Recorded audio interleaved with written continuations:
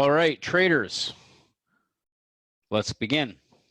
Welcome to today's webinar event. I am your host, Sean Kozak, President of NeuroStreets Trading Academy.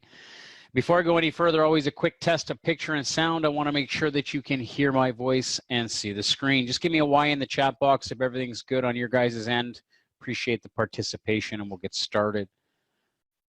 Excellent. First and foremost, as always, thank you for your attendance.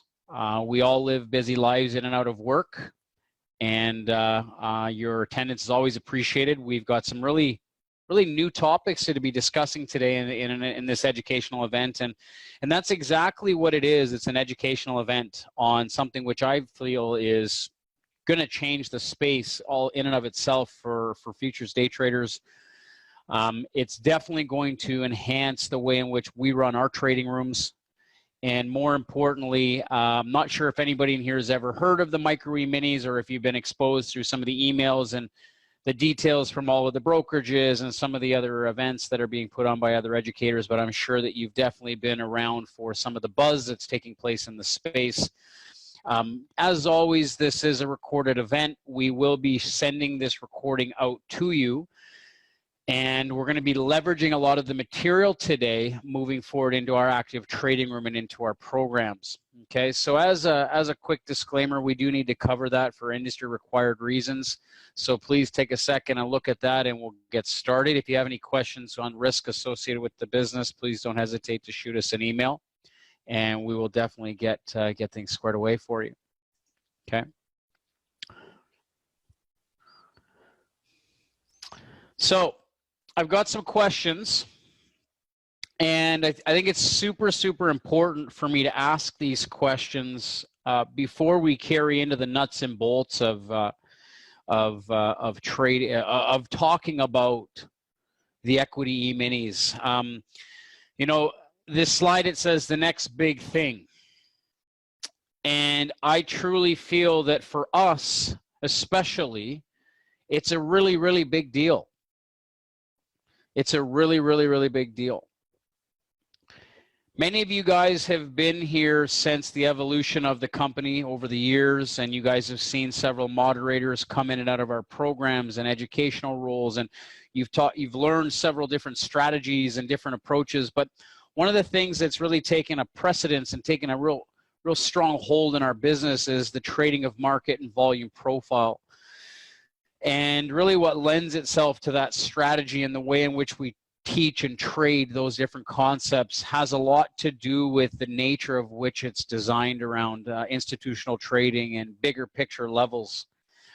And for the most part, it's very profitable. In fact, I've seen more profitable traders come through our network trading market and volume profile than any other strategy we've ever had or taught or even worked with other students around the world. And the reason that is because it's a very effective way to trade. It just requires a different way in which to trade it. And up until now, you would need a decent amount of capital in your account to trade the way in which we trade market and volume profile. And there's different ways to trade. There's different scalping strategies, and there's different reversal strategies, and there's ways to time the entries. But in and of itself, a level is a level. And one of the things I think really helps us as a trading school, but also as a trade room, for those of you that have ever been in our trade room or even been into our strategy classes, or even subscribe to our members area to learn some of the different videos in which we teach this, is the way in which we trade levels. And what's really powerful about levels trading is that if you have capital, you have the ability to do different things with levels trading. If you're limited with capital, you're at a very serious disadvantage. And that kind of goes into any strategy, but even more so with trading support and resistance levels, okay? And so what's happened recently is the industry has released what they call the E-mini futures, the micro E-mini futures. Now, micros are not a new concept. They're just very new for the equity indices. And the reason that's a big deal is because these are the most liquid and heavily traded markets in the world. right? There are other micros around other markets, but up until now, they've just become available to the equities futures markets. And for futures day traders, that's a really, really, really big deal. Okay. And we're going to talk a lot about that. Now you've got the micro E-mini S&P, you've got the micro E-mini NASDAQ, you've got the micro E-mini Russell, and you've got the micro E-mini Dow Jones futures contract. Now, I've got some questions I want to ask because it's really important that I understand you as an audience to be able to go over this. I've got two questions, really. And this really has to do with me just getting an understanding of where you're at and who you are. And just take a second and read them. The first one, it says, do you feel you are undercapitalized to trade our strategy? And what I mean by that is in the market profile programs, trading higher time frame levels, did you feel that you were somebody that, you want to stand the stop losses? Maybe they were a bit too large of a stop loss for you, right? The reason I'm asking this is it absolutely lends itself to today's webinar. And I would assume that the majority of you are going to answer yes to both of these questions. I think it's actually healthy to answer yes to most of these questions, depending on if you're someone with a lot of capital or a little capital. And if you're somebody that's either been on a guest pass with us, or if you're somebody that's ever been in our trading room and you've seen me taking strategy trades, and maybe you've seen past moderators take other levels, and you're saying, you know what, you guys are profitable, but I can't get around the stops, or I don't have enough capital to trade more than one or two contracts, right? These are really, really, really important things, and there's nothing wrong with that. In fact, it's absolutely important that we address that from a risk profiling perspective. But what I want to do is I want to show you how this now changes the space for you guys, because everybody in here who answers yes to either of these questions, this webinar is for you. In fact, this webinar is for everybody in here that wants to either trade a different risk profile with the ability to do what we're doing at a high degree. In fact, it might even lend itself to being our primary focus for the most traders. And so right now we've got about 77% of you guys have voted for question 2, and we've got about 65% of you guys have answered, for right. So about 51% of you guys have voted entirely, which is fine, guys. I don't need an answer from everybody, but the answers are pretty much true. Would you guys like me to share the results with you? It's anonymous. Nobody here needs to know, but would you guys like to see the results as a group, as a whole? Because I think it lends itself to everybody kind of knowing where you are in the mix, right? Like, do you feel that you're alone in this, or, these are different things? Because it isn't just to do with our strategy. It has to do with every type of strategy, from a bigger trader to a smaller trader. And that, yeah, a lot of people want to learn it. Yeah. Okay, perfect. Excellent. So let's do that here, guys. Let's end polling. I'm gonna share the results. Okay. So you can see here that that the substantial amount of people felt that they didn't have enough capital to trade the higher time frame market profile levels, and that also goes for supply and demand, or Fibonacci, any big picture trading strategy, right? And then also it says, did you want to trade our market profile strategy but felt the stops were too large for your risk profile? 74% of you guys said that. So I think that's super, super important. And if you didn't get a chance to answer, not a worries, guys. We're going to get into this, okay? So let's go in here, guys, and let's carry on. So that's exactly what we're going to do here today, is we're going to provide you an opportunity to be able to trade our levels with your account size without having to worry about taking so much risk on the trade, and also being able to capitalize yourself by trading multiple areas of interest. And this is a super powerful discussion. So let's talk about it. Why would we want to trade the E-mini futures, the micro E-minis? Okay, well, first of all, they're exactly the same in terms of benefits as an instrument. So if you're looking at picking a market, whether you're trading the ES or the ES micro, there's no difference in terms of what the market does. It's still a market that gives you the opportunity to trade it. It's still a volatility instrument, okay? The cool part about this is there's less upfront capital needed to trade them. And you get to participate in liquidity with less capital, okay? Now there's volatility advantages that are the exact same. And it caters to smaller lot traders with less money. So if you're somebody that has a decent sized trading account, you can trade either. If you're somebody that has a smaller account, you can trade the micros. And it's the same benefits, just 1/10 the size.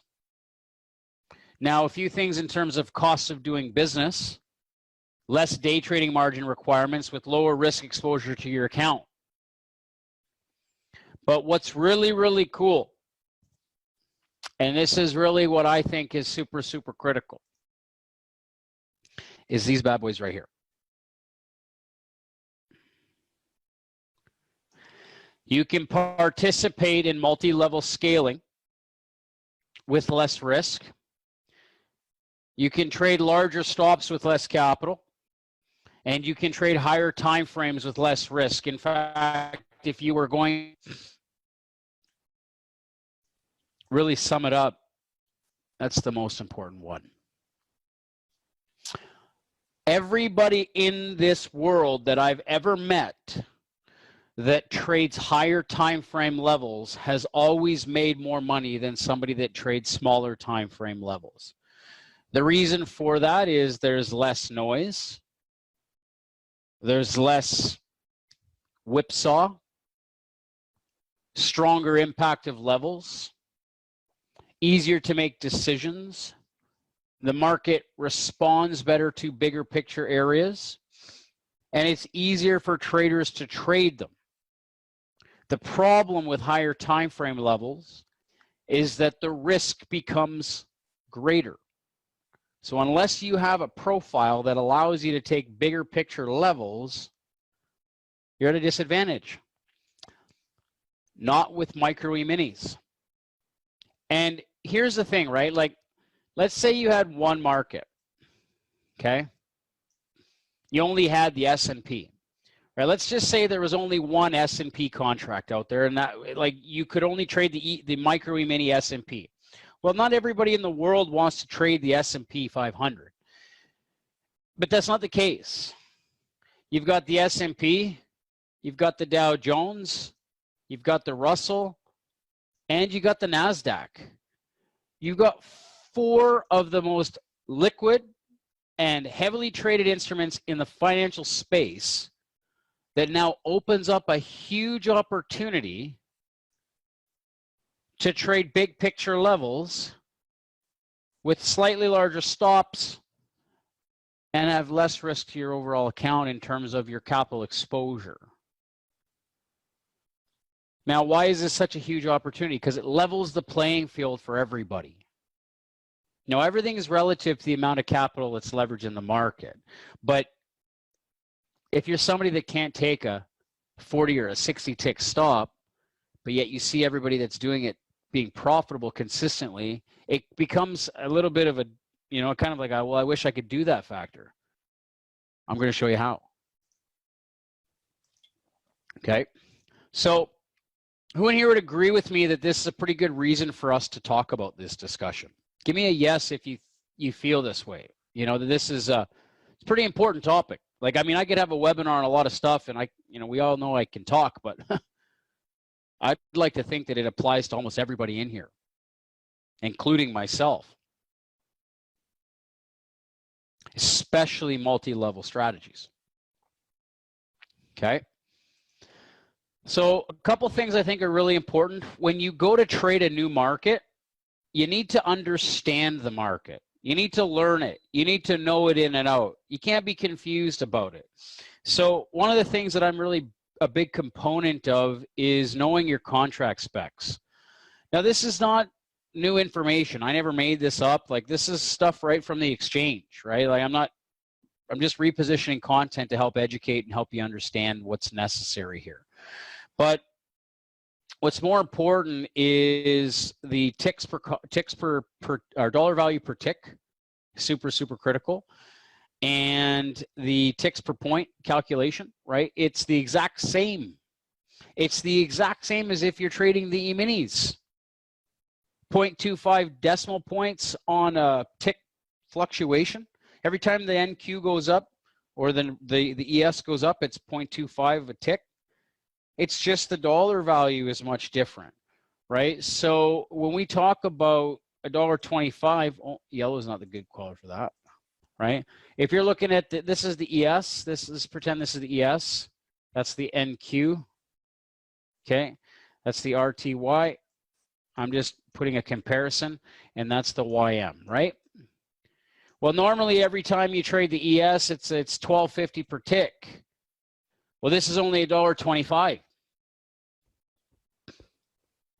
Okay. NQ, $5 per tick, 50 cents. RTY, 50 cents. YM, 50 cents. Okay. So what's really interesting is nothing else changes. It's just the overall exposure to risk in terms of the actual contract specs. The movement's the same. The tick per tick breakdown is the same. It's just the amount of dollars in your account at risk choosing these as an instrument. Okay. Now, why is this important? Well, because it really opens up the opportunity for you to participate trading big picture levels. The number one reason traders normally lend themselves to scalping, which in my experience is the most difficult form of trading that I've ever learned. And I'm not saying that there's nobody in here that's a better trader than me or not. I know there's lots of better traders than myself. But what I've learned through working with thousands of traders all over the world is that they all say the same thing. Scalping is the hardest because there's so many decisions to make with so much little room for error. Your stops are so tight that if the market goes against you, you're automatically kicked out. Most people are kicked out of the market before the magic happens. So it's the same story.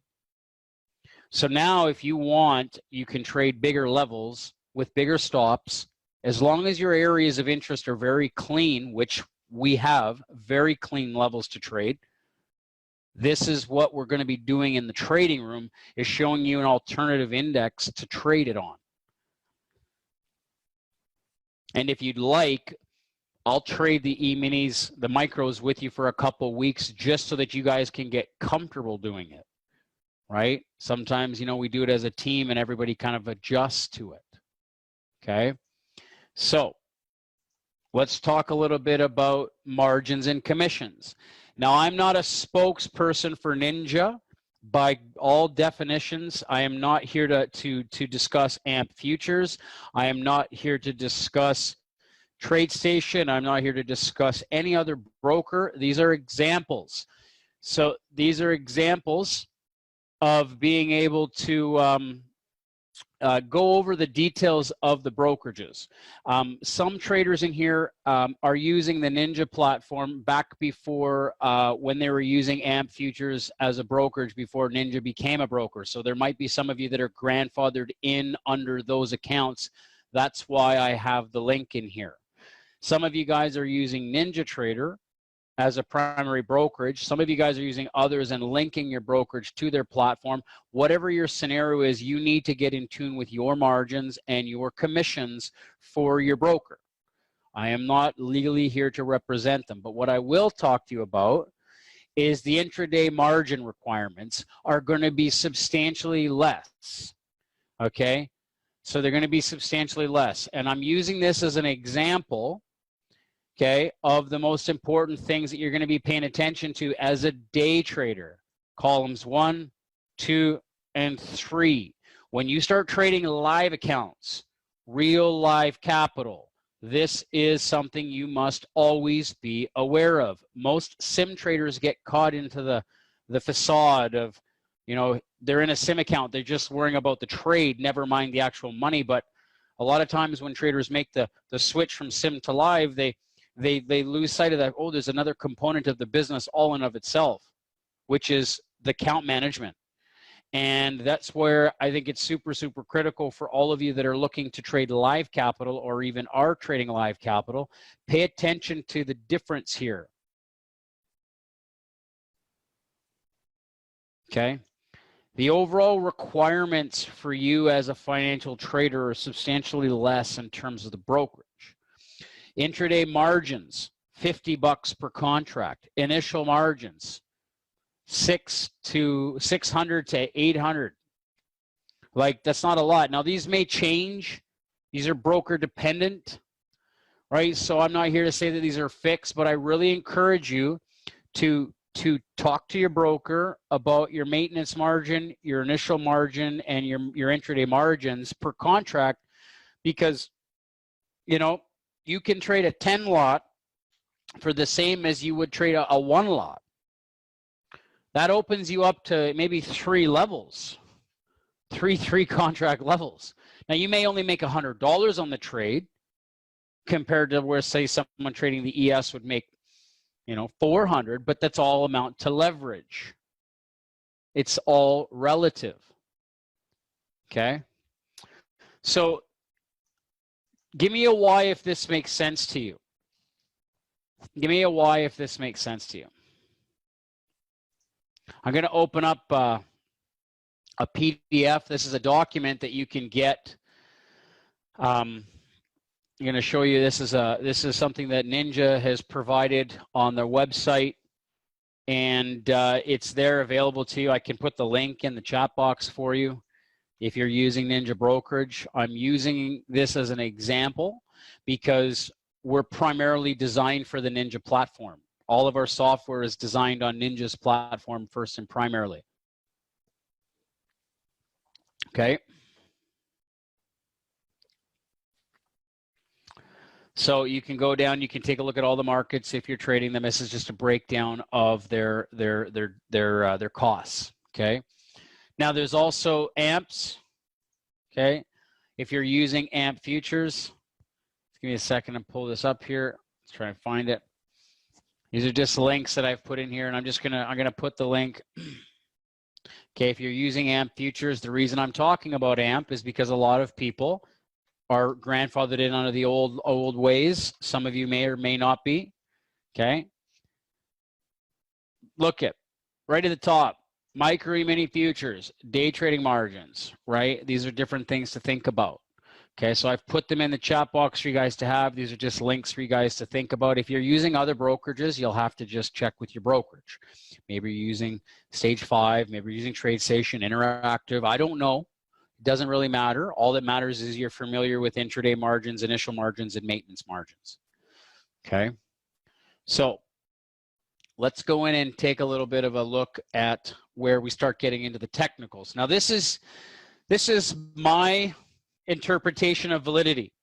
Like I said, we all bring our own experience. We all bring our own decision making. So as an educator and as a senior instructor with the school, I think it's really important for me to kind of talk to you a little bit about what I would look for if I was to trade a micro E-mini contract. And I call this a volume ratio. So this is really a volume ratio that is very simple to understand. We typically want to see about 10% of the volume compared to regular E-mini contracts in order to view them in full production.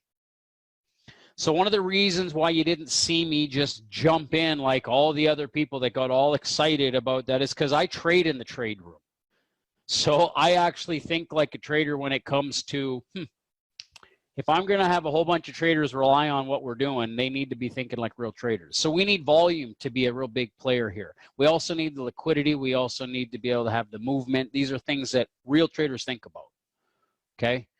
So you may experience unusual slippage because it's a newer product.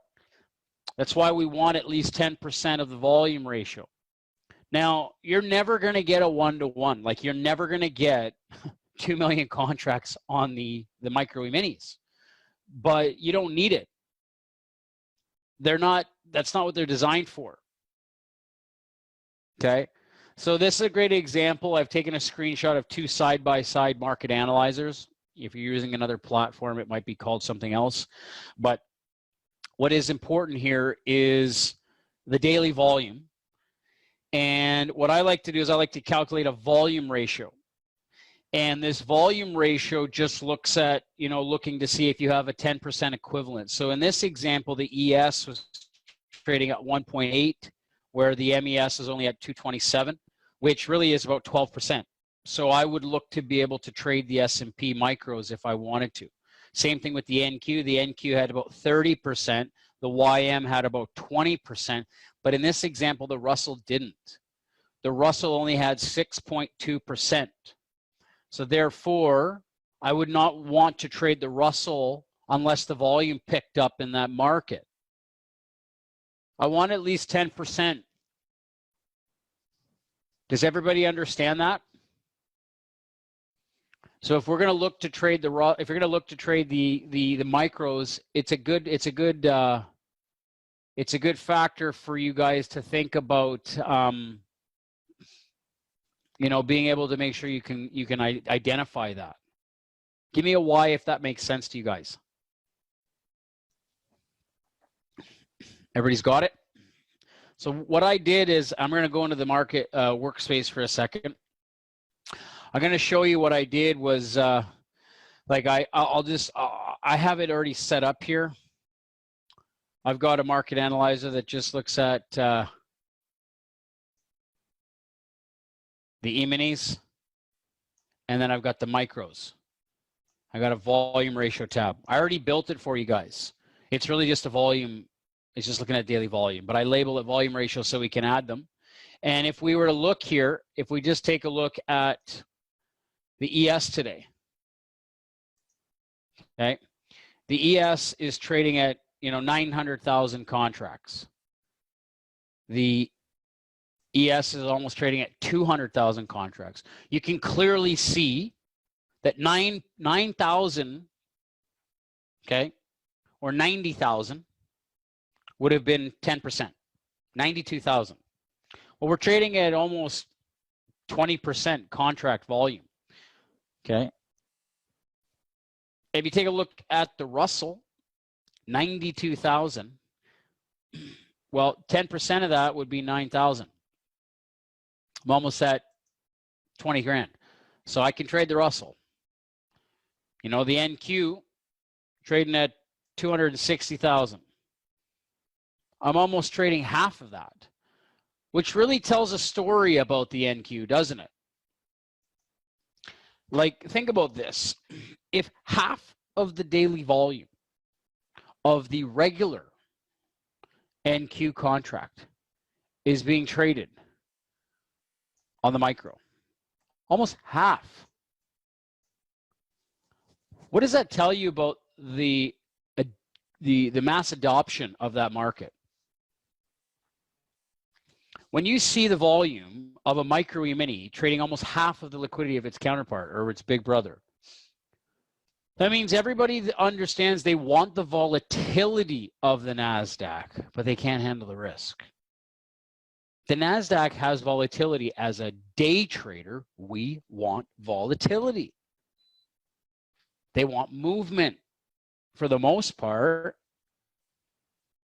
but not everybody can handle the stops and the whippy price action of markets like the NQ.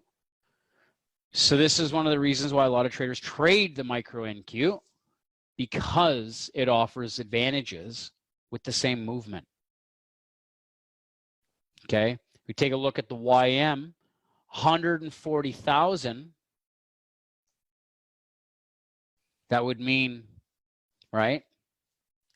I would need 14,000. Well, I got it. So pretty much every one of them meets criteria, doesn't it? With the heaviest volume ratio paired to the NQ. So there's no real reason for us to get caught off guard trading them. They all meet criteria. So this really opens up the playing field for us to be able to use these as an alternative option.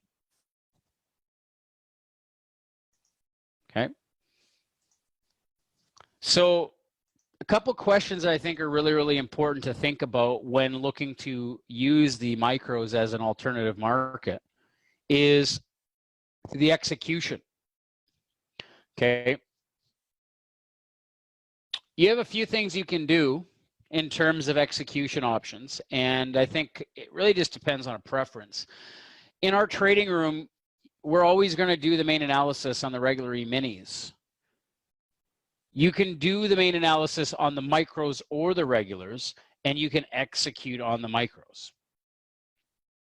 Or you can just simply just trade the micros. You just need to make sure you got enough volume.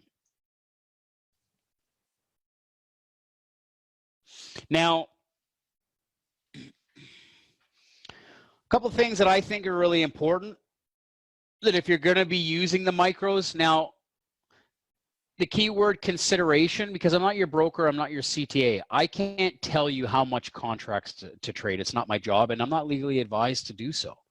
But what I can do is I can tell you what I would consider a healthy, discussion, and giving yourself the opportunity to be able to scale in and out of trades. Like, the whole purpose of using these is to open up the opportunity for scaling. Okay, and that's scaling in and scaling out. Okay, and this opens up the opportunity for you to work on trade management without feeling like you don't have the opportunity to participate, right? To a trader with a large account, maybe you want to make $1,000 a day, right? Maybe that's your goal, $1,000 a day. Okay. Well, to somebody trading a $5,000 account, that's really not a realistic goal from a risk management perspective. Depending on how you're trading, maybe you might get lucky once in a while and catch $1,000 a day, leveraging 20% of your capital. Like if I was to leverage, 20% of my capital, that's a lot. Now, I'm not saying you can't make this type of money on small accounts. What I'm saying is that it becomes more difficult because you need to trade either larger size or you need to have larger trades, bigger targets. So it really just depends on preference. And when you talk about scaling, I don't mean adding to losing positions because you're afraid to be wrong. I'm talking about having a strategy that is proven profitable, that allows you to buy things cheaper and sell things more expensive at the right locations. There's a big difference between adding into losses because you can't take a loss versus scaling into a trade because it makes sense to do so. There's a big difference. Now, you don't have to scale. You can be an all-in, all-out trader. You can be an all-in, scale-out trader or a scale-in, scale-out trader. These are the preferred methods by us in our trade room. Is sometimes you're all in at a level and you're taking multiple exits. Sometimes you're getting into multiple zones or multiple areas and you're taking multiple exits. The only time this is really a factor is when the trade's going against you and you're moving to break even because the market changes, right? Now, this lends itself to market profile. This lends itself to supply and demand. This lends itself to Fibonacci. This lends itself to any type of levels trading that you're looking to take advantage of. Now, for the purpose of my discussions, I put a primary emphasis on market profile with a secondary emphasis on supply and demand and Fibonacci.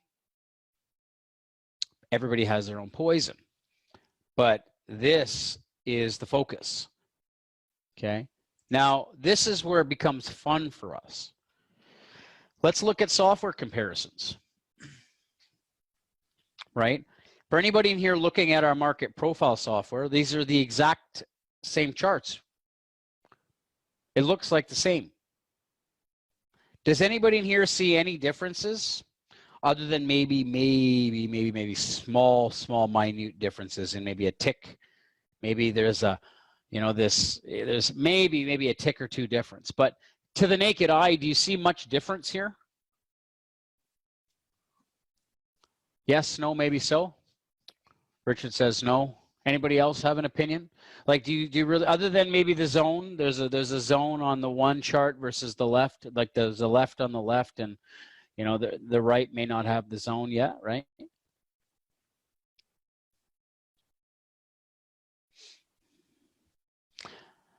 It's almost identical, Alan says. Exactly. Well, that's because this is the ES and that's the micro.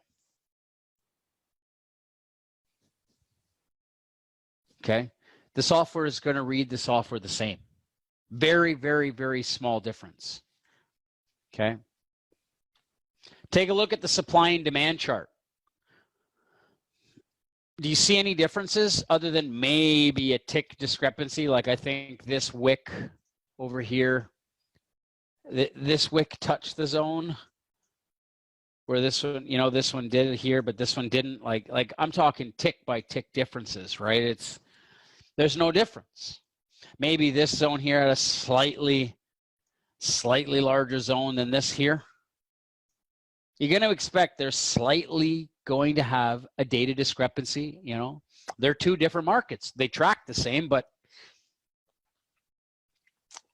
I mean, we're trading futures, guys. Oh, the fibs are a different setting here. Yeah, the fibs were a different setting here. Yeah, they were set on different settings. That's why. Yeah, I think the fibs on this one might have been a little bit of a more granular focus. Yeah.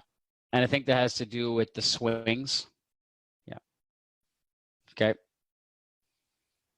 But those settings can be adjusted in here. We'll take a look at them in a moment. Okay. Let's take a look at order flow and volume comparisons. Like you're going to have a little bit of a different volume details. Like the deltas will be different because it's different markets, different and different. But the price action, take a look at the price action. That's what's really more important. Okay. In terms of the order flow breakdown, in terms of the overall, you know, movement of price, right? So here's what I want to do. I want to go into the markets. I want to take a look at levels. Okay. I want to put a side-by-side chart. Let's take a weekly chart. This is a weekly market profile. Let's just duplicate in new window, right? Let's let it load. Okay. So there's a chart of the ES. Okay, and let's just go to the MES. Let's just duplicate a new window. Bring it over here. So this is the S&P. Okay.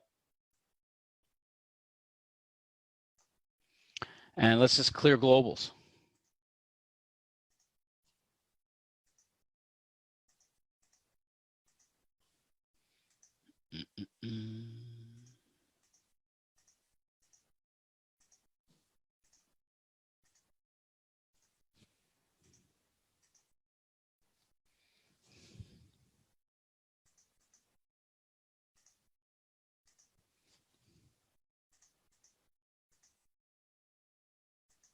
Perfect.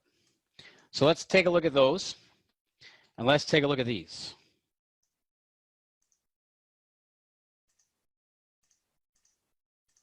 Current session. Right there.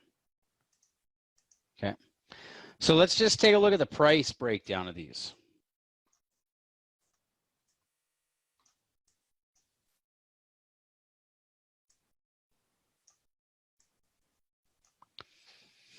Current price is traded at 29.72. 29.72. The value area high for this level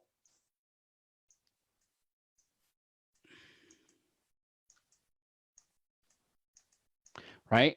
29.73, 29.70, just slightly over, right? We're not talking large differences here, guys. We're talking maybe a tick. Oh, Scott, these are very different. Yeah, this is a completely different tool set. Yeah. Yeah.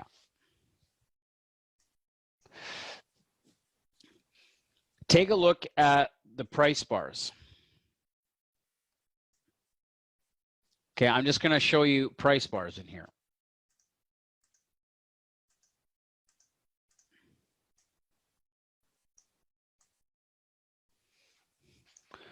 In terms of price reaction, did they not pretty much do the exact same thing off the levels? And this is really where we need to learn. It's called building trust in execution. Because you could get into an event and I could say, oh yeah, guys, just go and trade the levels. You're all set. No, you need to see it. You need to understand it. We sell value area highs, and we'll take a look at supply and demand in a moment. We'll take a look at fibs in a moment. We sell value area highs, and we buy value area lows.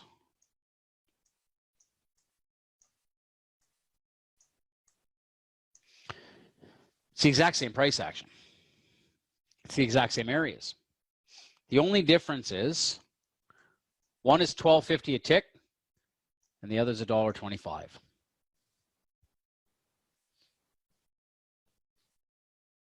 Okay. This was a trade today that I missed. We talked about it in the trading room. This level right here. The exact same trade happened right there. Okay. Let's take a look at the Russell. Okay. Give it a second to load.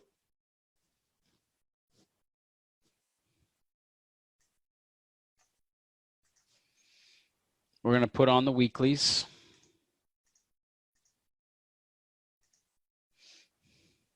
Just going to put these on here. These are weekly value area highs and value area lows, and I'm going to put on the M2K contract, which is the micro E-minis. Okay. So I want to talk to you a little bit about the Russell because it can be quite the challenge to trade if you're not experienced. But if you are experienced, it can be very good as long as you're very good with your market. Okay. And right here, let's just take a look at this. Okay. So this trade I took in the trade room today, right there. Okay. I took that trade off the weekly. The weekly was sitting right here. I took the trade right there. In fact, I took it here and here because these levels adjust. These are the value areas. They move a little bit. Okay. And that's the exact same place as this.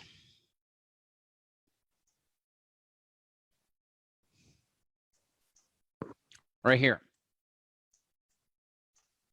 So instead of taking the Russell on the RTY contract, I could have exactly taken the exact same trade and taken my profits in the exact same locations, just risking way less. Okay. Now let me talk a little bit about why this is absolutely critical. It has everything to do with money management and the ability to compound multiple areas of interest. Okay, so let me talk to you a little bit about money management, because this is really the name of the business. It's not just software. It's really about managing the capital. Okay, so what I'm going to do is I'm just going to, this is a document that I provide all of our traders in our trading room. So if you're a subscriber to our trading room, you get this document. Okay, and if you're a part of our programs, you'll understand why it's so important. It's because most traders need to understand their dollar risk per trade before they can really understand how many winning trades in a day they're looking to achieve, how many losing trades they're able to achieve before they hit their daily loss limits. If you're trying to pass a combine, if you do not have a handle on your risk per trade and your number of losing trades perspective, you're completely at a disadvantage. So what I'd like to do is I'd like to show you this from a professional perspective. I want somebody in here to give me a pretty adequate number that's dollar risk per trade for somebody that's just getting started. Maybe this is a preference to you, and maybe you guys tell me $200 per trade, $500 per trade, $1,000 per trade. Who in here just wants to throw out some numbers, right? Like everybody here is different, right? And this is why the trading is different. This is why this webinar is so important. We've got 300, we've got 150, we've got 50, 500, 300, 100, 100, 300. Okay, so it seems like 300 is the magic number here. I've got 3 people saying 300, 3 different people. Okay, let's just throw 300 bucks in here. Okay, so now I want to talk a little bit about stop sizes right here. So when you trade levels, whether you're trading supply or demand levels, support and resistance levels on Fibonacci, you're trading market profile levels, you are classified as a levels trader. So as a levels trader, okay, as a levels trader,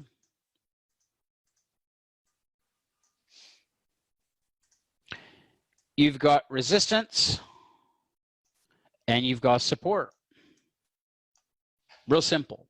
And sometimes that might be resistance or supply or support or demand, right? Whatever the case may be, you can label it as you will. My job is help you understand what needs to happen at these areas of interest. These are both called areas of interest, right? And as an area of interest goes, price is coming up to an area of interest. We want to engage the short here. Well, if you're a professional selling, you're selling going against a rising market. You say, well, isn't that counter trend? It's not. If you're selling this top, it's probably a pullback in a higher time frame downtrend, right? Like it's all relative to the time frames you're looking at it. So the goal here is to understand, well, we need to think about this invisible force field around each level. And I call this the buffer factor. And the buffer factor is what I call average true range. The ATR is a factor across everything, right? You always have to think about the fact that there's a volatility impact at certain key areas. So this is where scalpers get crushed, because scalping, you don't have a room for error. Your tight stops, you're trading a 10-tick stop or a 12-tick stop or maybe a 6-tick stop. And I'm not saying that that's a bad way. I'm just saying that if out of 100 traders I talk to, maybe 5 of them can do it. So how is that really leveling the playing field? It's not. Instead, understanding the average true range, and why don't we just let the market come in and breathe a bit and then just do this? You don't need to be right or wrong about your stop. You just need to understand the market's expected movement. Most people don't have the capital to let that happen. If you did, I would suggest a lot more of you would be a lot more profitable without having to worry about everything from I need to reduce my risk, I can't capitalize that, I can't. So this is where I think personally the micros are going to add a whole lot of value to you guys. Because now what we can do is we can level the playing field from a risk management perspective. If I go into this document or this market, I have what we call an ATR box. Let's turn the ATR on. Okay, let's just go and turn the ATR on, then this one here. Okay, the ATR is 35, 36, 35 ticks, right? So normally by definition, a pretty good handle to give yourself, you don't want to go 1 ATR because that's the market's current volatility. If you're always 1 ATR, you're putting yourself into a tight environment, right? Now, there's 2 ways in which we teach trade management. You've got fixed, okay? Or you've got dynamic. Fixed or dynamic. Fixed looks at ATR. Dynamic looks at ATR or anchor points. Okay, and the only difference is that the anchor points change a lot. So if you're somebody that's trying to ascertain a money management model, okay, that can be replicated quickly and efficiently every day, I've lent itself to ATR, because to me the ATR stop size 2 times ATR.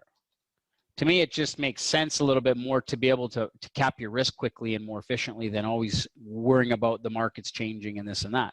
So if I know that ATR, let's take the Russell, 2 times the ATR, that's 70 ticks. You can't trade the Russell with a 2 times ATR stop loss. You can't do it. But what about this one down here? Okay. So you've just now opened yourself up to trading 4 contracts at a half size position or 8 contracts on a full size position. 8 contracts allows you to splice your levels. Think about this, 8 contracts, okay?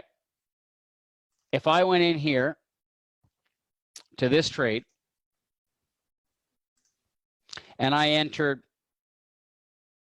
4 at my first entry and 4 at my second entry, I would be in with 8 contracts right there. That's no different than me saying here, 4 and 4, that puts me at 8 right here, okay? It's no different. It's just 8 contracts on this market. Holy moly. That's a tough one. It lends itself really well to levels trading. And it opens up the playing field for everybody now.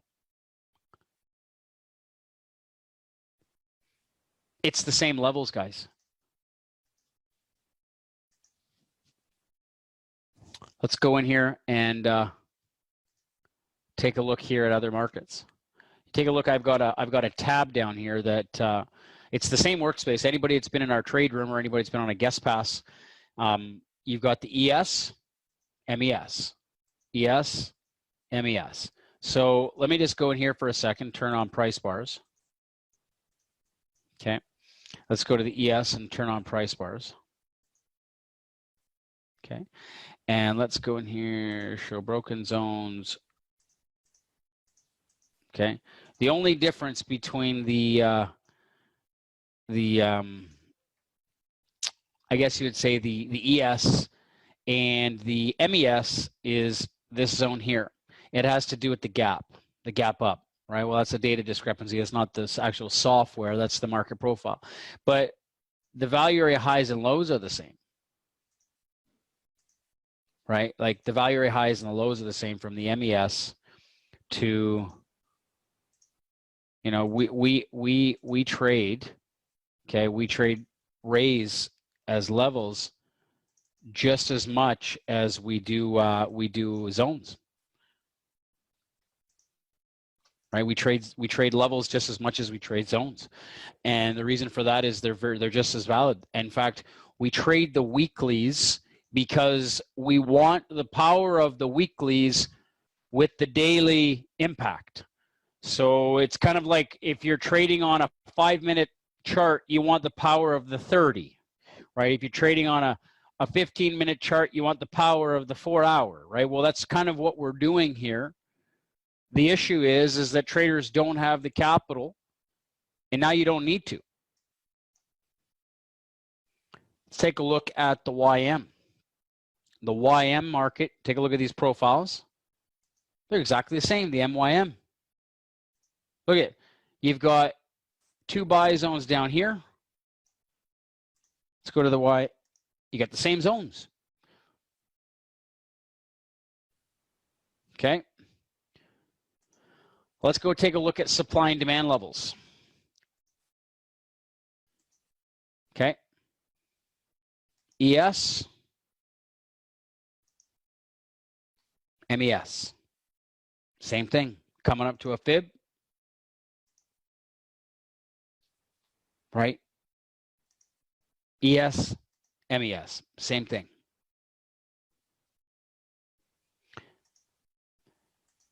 So Thomas is saying something great. He says, aren't the NQ and the YM going to be just as whippy? I don't really worry about whippiness. I don't mind whippy markets. I don't like getting stopped out of markets without having the right capitalization to trade them. So I don't mind fast markets like the YM or the NASDAQ or even the Russell. I just don't like forcing trades on markets that don't represent healthy risk profiles. Okay, let's take a look at the Russell. Take a look. There's a Russell trade right here coming up on the SD volume zones. Take a look at that. Look at the exact same levels there. Right? It's really, really interesting. And let me tell you this, guys. You know, we've got weekly profiles, daily profiles, supply and demand, and fibs. Okay? And then we've got order flow for momentum and delta and timing. And the auction curve helps us with understanding structure and location. So what's really powerful here, okay, is that if you're somebody that just wants to trade everything that we have the power to teach you in this school, all you need is 4 markets. You can trade 4 markets very, very effectively. In fact, if you don't have a trade on 4 markets, you're in a world of hurt. Most people cannot trade 1 effectively, never mind 4. Okay? You don't even need to worry about being capitalized for crude oil or being capitalized for the you know, gold or the euro. Like if you just looked at the 4 most liquid markets in the world, not enough activity, Thomas. The reason why the micros for the indices are so powerful is the activity. It's the activity. Like, you want to pass a combine, you can take the same levels, right, without the risk. You know what I mean? Like, it just really lends itself well to the details of people trying to get through to capitalization. And if you're somebody with lots of money, you just trade the bigger contracts. It's all relative. 2% risk to 2% risk, 10%, 10%, right? But the goal for today is to help open up the playing field for everybody. Okay?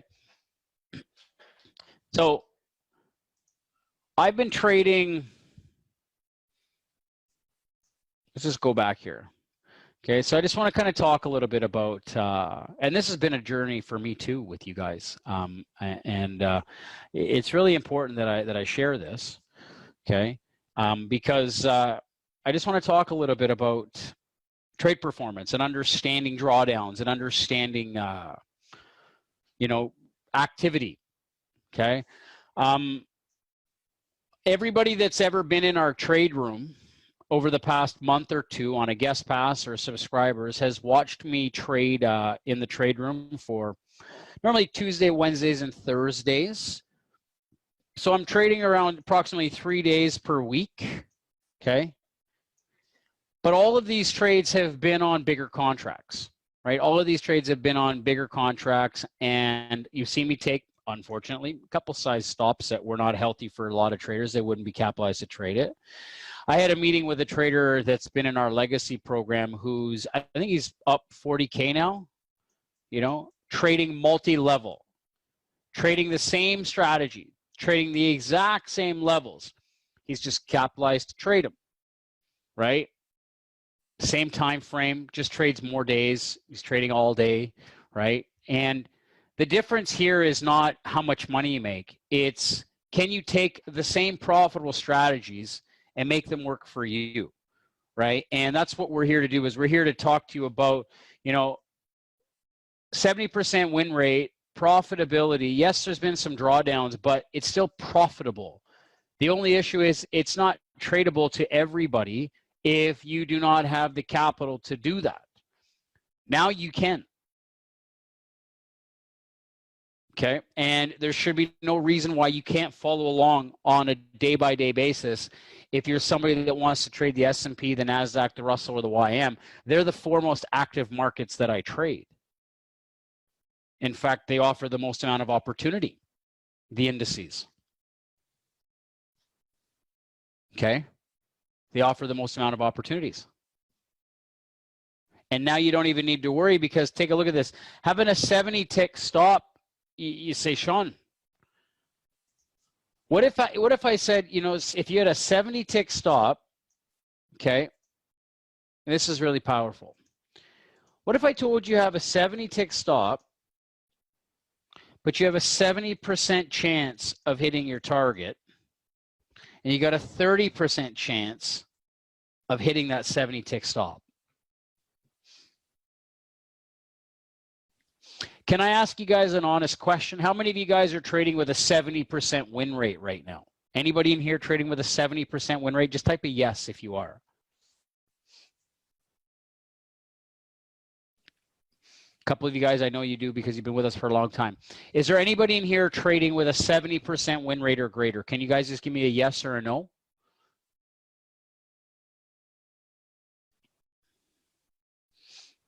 Can you type a no if you're not? I don't care who you are. It's not about you as an individual. I just need to know, is there anybody here trading with a 70% win rate?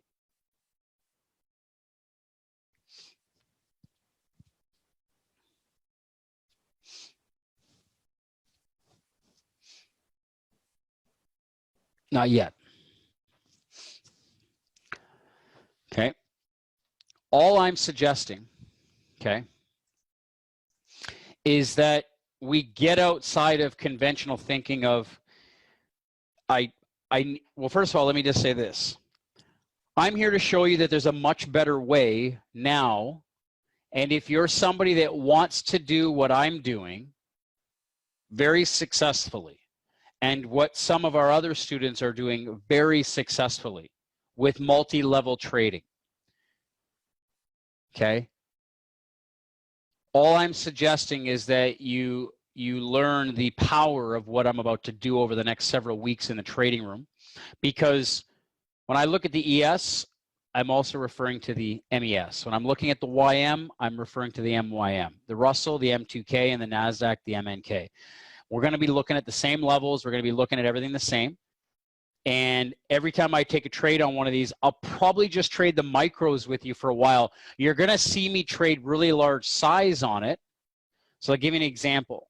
I'm still going to trade large size, large risk, right? So maybe my risk per trade is maybe 5K, okay? So you can take 8 to 10 contracts. I might take 50 to 100. I don't know. But what I'm suggesting is you understand is you can now participate. Maybe you want $1,000 per trade. It doesn't matter. Maybe you want to trade 10 lots, you splice them in 5. You might see me take, you know, I might take a 5 lot, a 6 lot, a 15 lot, and 20 lot, where you're taking a 2, a 4, a 6, and an 8. I'm exposed to 30, you're exposed to 15. It don't matter. All that matters is that you're consistently profitable.